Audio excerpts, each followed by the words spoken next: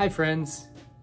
For me, and I hope for you and our community as well, one of the blessings of the pandemic has been the partnership between Centenary and First Presbyterian. Did you know that that type of partnership, specifically between Presbyterians and Methodists, goes back a long way?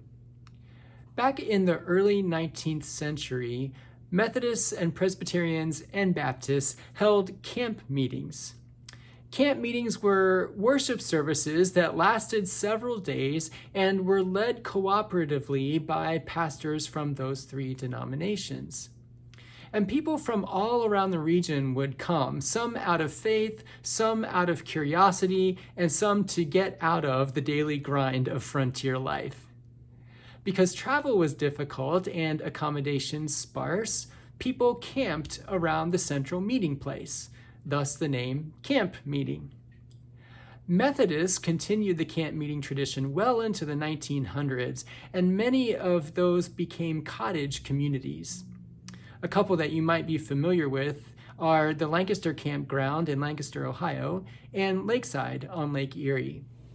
The story is told of a man who went to the camp meeting, and every night he heeded the altar call and went forward and prayed to ask Jesus into his heart and life.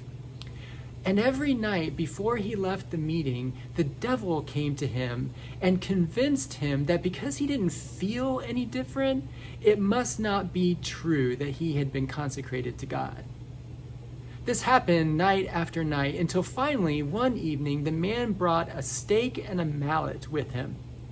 He prayed that prayer to let Jesus into his heart and life, and after he said amen, he drove the stake into the ground. When the devil came to him that night, he pointed to the stake and said, "Look here, devil. This stake is my witness that I am accepted by God." And the devil left him, and the man had no more doubts on the subject. Sometimes people of faith wonder if their acceptance is genuine, if their forgiveness is true, if their salvation is real. The devil likes to remind us of the mistakes we've made and the times we've failed, and we are notoriously good at feeling guilty. We know we are not worthy, and we wonder how long it's going to take God to figure that out too. When we start to doubt our forgiveness or worry whether we are good enough, let's drive a stake into the ground. Maybe that's a verse from the Bible. Maybe it's a prayer from the heart.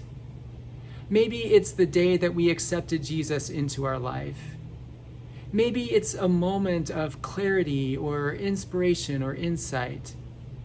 Maybe it's a memory of unshakable peace. Pick a stake that symbolizes God's love, forgiveness, and salvation for you. And go to it whenever you need to, as a witness that the matter is settled. Thanks for listening. I'll see you again soon.